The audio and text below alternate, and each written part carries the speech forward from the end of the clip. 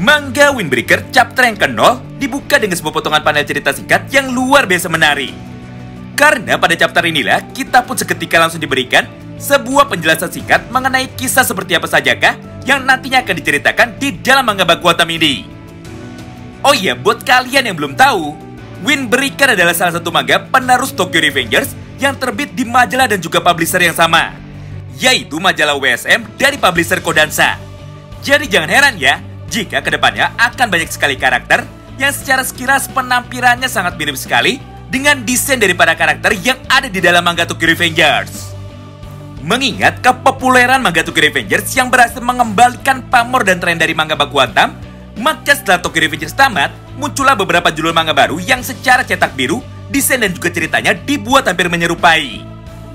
Contohnya adalah manga Nine Peaks, di mana cerita dari manga tersebut adalah mengenai seorang raja berandalan di satu kota yang mampu pergi melintasi waktu untuk kembali ke masa lalu demi bisa bertarung dengan ayahnya ketika ayahnya masih berusia 17 tahun alias masih SMA.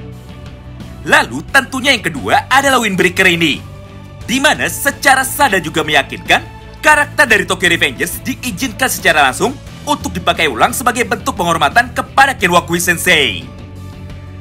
Nah, kabar baik ya, walaupun manga Windbreaker ini baru memiliki jumlah chapter sebanyak 111 saja, tapi kenyataannya mereka pun akhirnya berhasil mendapatkan adaptasi versi animenya yang nantinya akan dikerjakan oleh studio Cloverworks dan akan terbit secara legal di Jepang antara bulan Desember tahun 2023 ini atau malah bulan Februari tahun depan. Namun karena ini adalah video pertama, maka di chapter yang ke-0 ini kami pun akan fokus untuk memperkenalkan ketiga orang karakter utamanya dulu dan juga sinopsis singkatnya mengenai latar belakang cerita dari manga ini. So, bagi kalian penasaran, kalian bisa simak terus ya video ini sampai habis. Yang pertama sudah jelas adalah main karakternya, di mana pada manga ini sendiri, karakter utama yang akan menjadi narator cerita sekaligus pusat dari semua kejadian penting adalah seorang murid kelas 1 SMA yang baru saja pindah ke kota Makochi, yaitu seorang pria bernama Sakura Haruka. Nah, di dalam mangganya, Sakura divisualisasikan sebagai seorang lelaki muda berusia 15 tahun yang memiliki kelainan fisik berupa heterokromia, di mana kelainan ini sendiri sebenarnya sangatlah langka dan hanya muncul dalam rasio 1:200 orang saja. Itulah alasan kenapa Sakura memiliki warna rambut yang berbeda dan juga warna mata yang berbeda sebelah. Menarik ya, berbeda dengan karakter utama yang ada di dalam manga shonen lainnya, Sakura digambarkan sebagai seorang pemuda yang aktif dan juga tidak naif, di mana Sakura tidak akan pernah ragu untuk menghajar para lawannya dengan cara yang paling brutal. Tidak peduli jika lawannya adalah orang yang lebih tua ataupun lebih muda. Bahkan akibat semua kekerasan dan juga kebrutalannya tersebut, Sakura pun seumur hidupnya sama sekali tidak memiliki teman. Itulah alasan kenapa Sakura pada akhirnya memutuskan untuk pindah ke kota Makochi. Karena pada dasarnya, tujuan dari Sakura adalah untuk bisa menjadi berandalan yang terkuat. Dan menurut sejarah di dalam dunia berandalan, Makochi memiliki sebuah sekolah yang paling ditakuti karena semua murid di dalamnya adalah kumpulan para berandalan hebat. Nah, mulai dari sanalah kisah dari Sakura seketika langsung dimulai. Tepat ketika Sakura sudah pindah ke kota baru dan juga ke sekolah barunya. Selanjutnya, karakter yang kedua adalah Suo Hayato, di mana secara penampilan, Suo memiliki desain yang sangat mirip sekali dengan karakter Tokyo Revengers, yaitu Sano Manjiro. Bedanya, di manga Windbreaker ini, Suo terlihat menggunakan eye patch pada mata sebelah kanannya.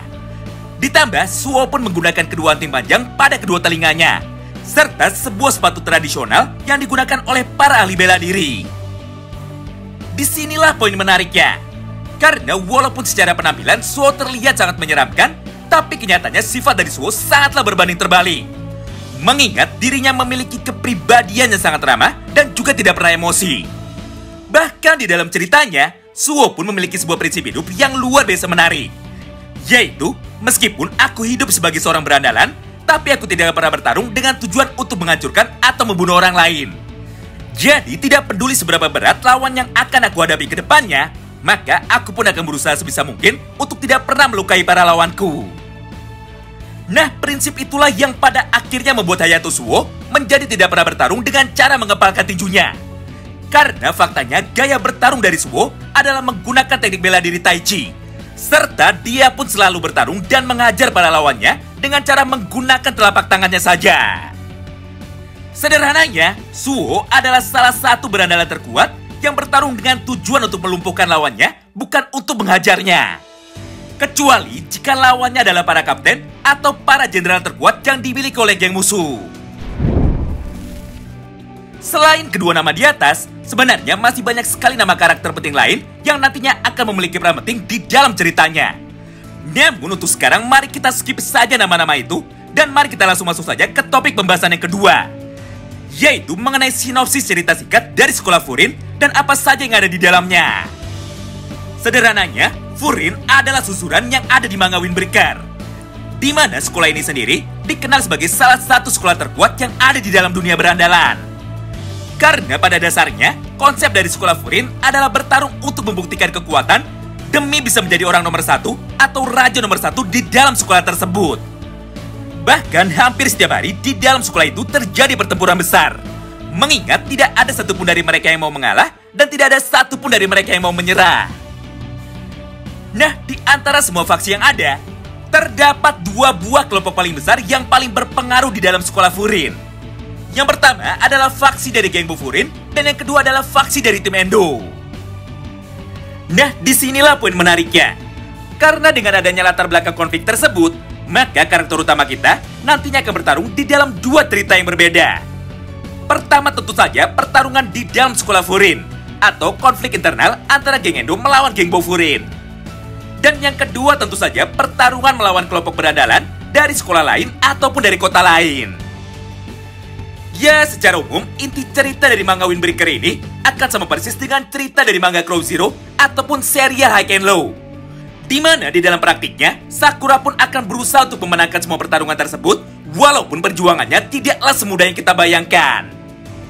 Yang jelas, di dalam manga Windbreaker ini, sama sekali tidak ada unsur supernatural ataupun kekuatan fantasi. Dan semua adegan pertarungannya adalah murni mengandalkan teknik bela diri ataupun teknik pertarungan jalanan. Jadi bagi kalian yang tidak suka cerita berkuatam dengan unsur perjalanan waktu, maka kalian tidak perlu khawatir. Karena meskipun desain karakter dari manga ini dibuat mirip seperti Tokyo Revengers, namun keseluruhan jalan ceritanya akan mengambil referensi dari manga berkuatam legendaris yaitu Cross X Words. Nah, itulah sebuah informasi singkat yang dapat kami sampaikan kepada kalian di dalam video ini. Terima kasih banyak yang sudah simak video ini sampai habis dan salam berkuatam.